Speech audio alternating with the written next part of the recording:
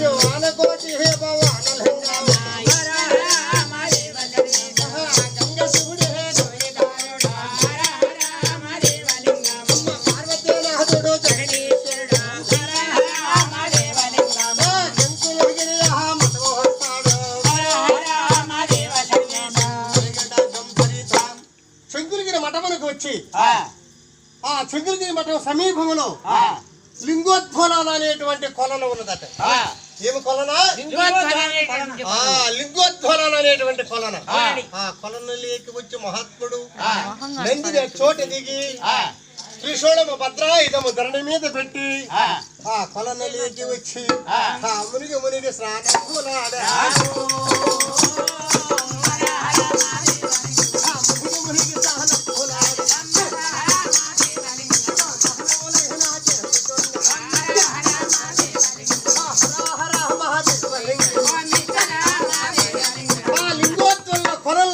చేశాడు.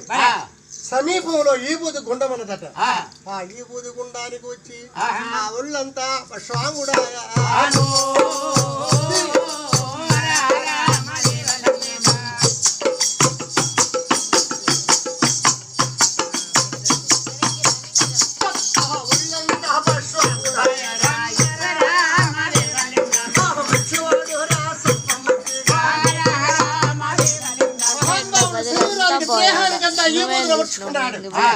అది కాదు లైట్ ఫాక్స్ గొప్ప పుణ్యక్షేత్రం, బ్రహ్మాండమైనటువంటి ఒక దేవాలయం, పెద్ద గుడి శంకులగిరి మఠం అంటే.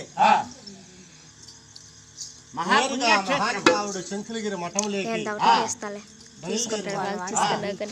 ఈ విధంగా కూర్చోండారట. భక్తాదులు, బ్రహ్మగణాదులు, అటయోగులు, పండితులు, ఋషులు, ఋషేశ్వరులు, మునులు, మునోత్తులంతా ఎప్పుడైతే మహానుభావుడు పెద్దవాడు ఆదిదేవుడు ఆదిశక్తిని పెళ్లాడినటువంటి శివుడు మఠములేకి ప్రవేశించినాడు, ఎట్టనే ఈ విధంగా కూర్చోండేటువంటి ఆ భక్తాదులంతా పైకులేసి ఆ బ్రహ్మగణాదులంతా పైకులేసి హర హర మహాదేవ శంభో ఏమన్నారు? హర హర మహాదేవ శంభో అంటే శివుడికి ఎంతో ఆనందం. ఏడు కొండల మీదకి స్వామి దగ్గర వెంకటేశ్వర స్వామి కాడికి పోయినప్పుడు గోయిందా గోయిందా అనాలి. ఆయనకి ఆనందం. శివుడికి ఏమనాలా? హర హర మహాదేవ శంభో అనాలా. ఎంతో సంతోషపడ్డాడు మహాత్ముడు. భక్తాదులారా, బ్రహ్మగణాదులారా, అతియోగులారా, పండితులారా, ఋషులారా, ఋషేశ్వరులారా, మునులారా, మునోత్ములారా కూర్చోండి, వారి వారి ఆసనాల మీద వారి వారు కొలువుదేరండి అన్నాడు. ఆయన మాట తీసుకొని అందరూ కూర్చున్నారంట. ఇంకా ఆయన కూడా కూర్చోవాలి కదా, ఆయన కూడా ఒక ఆసనం వేయాలి కదా, ఒక తారక మంత్రం చదవాలి కదా, ఈ జీవులకంతా ఆహారం గుర్తి వేయాలి కదా, నిష్ఠాగరిష్ఠుడు అవ్వాలి కదా. అందుకని ఆసనం వేస్తున్నాడు మహానుభావుడు. ఏ విధంగా వేస్తున్నాడు? మనం కూర్చోవాలంటేనే పట్టేశారు, కుర్చీలు వేశారు, బెంచీలు వేశారు, మంచాలు వేశారు. హర హర మహానుభావుడికి ధరణి మీద ఈ బూదిని పరిచినాడు. ఈ బూది పైన మహానుభావుడు ఏనుగు చర్మము పరిచాడు. గజము అనగా ఏనుగు చర్మం పరిచినాడు.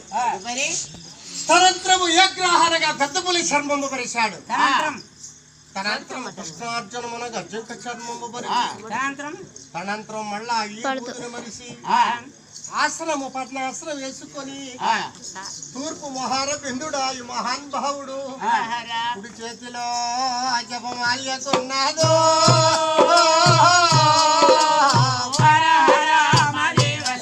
అయ్యా కుడి చేతిలో జపమాల్యకున్నాడు. ఎడమ చేతిలో లింగమున్నాడు.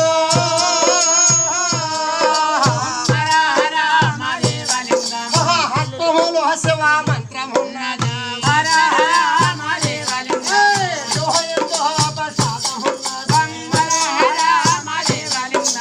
కుడి భాగములో సూర్యుడున్నాడు.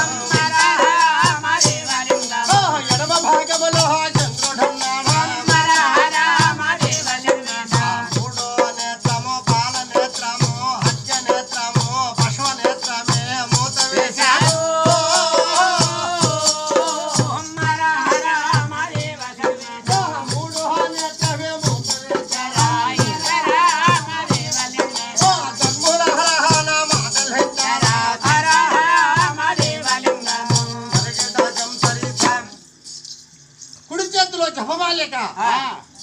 చేతులో లింగము, ఆత్మములో మంత్రము, జోహేందు ప్రసాదము, కుడి భాగమున సూర్యుడు, ఎడమ భాగమున చంద్రుడు, మూడో నేత్రం పాలనేత్రం, అగ్రనేత్రం, అశ్వనేత్రం అని మూత వేచాడు.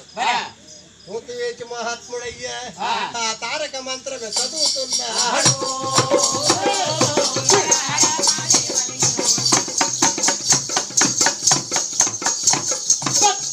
చదువు తారక మంత్రమే చదువుతున్నాడు. మంచివాడు రా సామమూర్తిగా తారక మంత్రమే చదువుతున్నాడు. పైన భయ్యే పక్షులకయ్యా పక్షుల గోపల హార వేసరా జీవలాగు రా సోమనోకలు పక్షులాగు మన హార వేసరా జీవలాగు రా సోమనోకల ఏకలాగు రా హమ్మక్కడాదు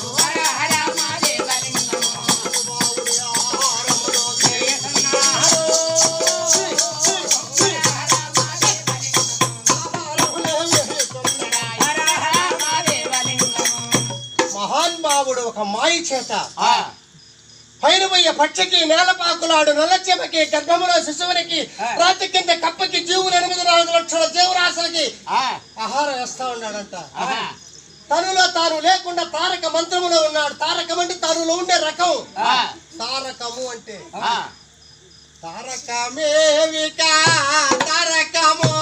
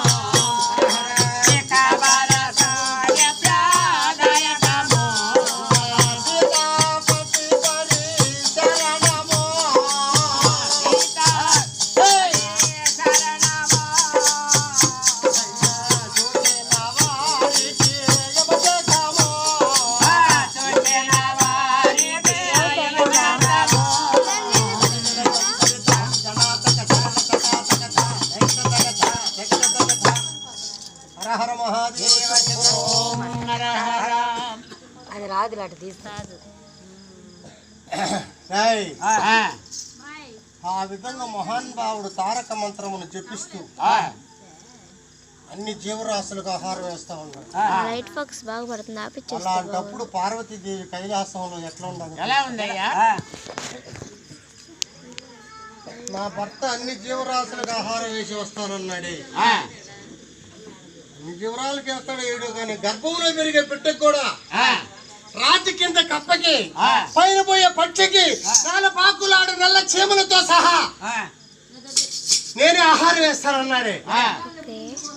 ఎట్లా వేస్తాడో చూద్దామని ఒక ఖాళీ కాటుకు బరిని తీసుకొని మహాతల్లి పార్వతీదేవి ఒక ఖాళీ కాటుకు బరిని తీసుకొని 2 గండు జీమలు పెట్టి ఆ పరిణులు వేచి పైన మూత వేచి బయటి చెంగులో చేర్చి మూట గట్టి కుచ్చు కొంగులో దాచుకున్నాదో.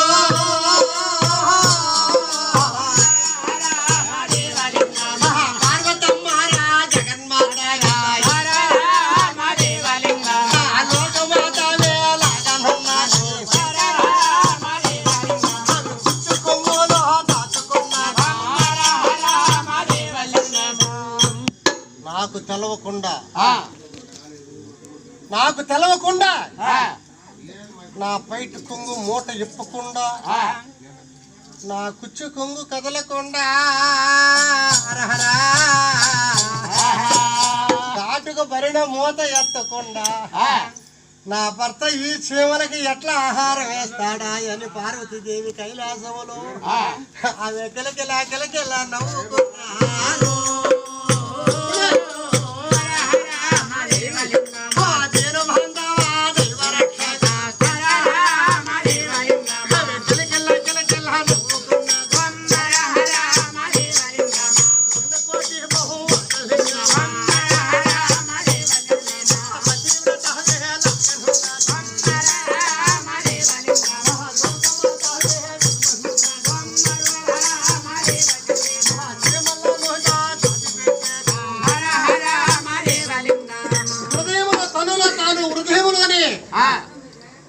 ఆ భర్త ఈ చీమలకి ఎట్లా వేస్తాడు ఆహారం మరే అని ఈ కైలాసం ఆయన శంకరగిరి మఠంలో ఆయన కర్తీకం చెల్లిస్తున్నాడు. ఆయన నెరవేరుస్తూ ఉన్నాడు. మరే ప్రతిరోజు ఆయన బుద్ధికర్త, ఆయన డ్యూటీ అది. ఎవడెవడు డ్యూటీ వాడిది అప్పట్లో దేవతలు. అగ్నిదేవుడు విప్పునియాలా, వరుణదేవుడు వాన కురిపించాలా, వాయుదేవుడు గాలి ఇయ్యాలా, చూసారా, గంగాదేవి నీళ్లు ఇయ్యాలా, చూసారా, బ్రహ్మదేవుడు సృష్టి రాత రాయాలా, ఆయన డ్యూటీ అది.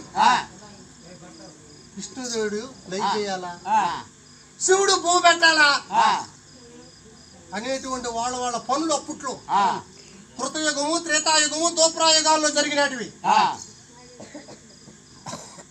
ఆయన డ్యూటీ ఆయన చేస్తా ఉన్నాడు. ప్రతిరోజు చేసి కరెక్ట్ గా ఉంటుంది ఆయన వ్యవహారం. కానీ ఆ మాత్రము 2 జీవరాశి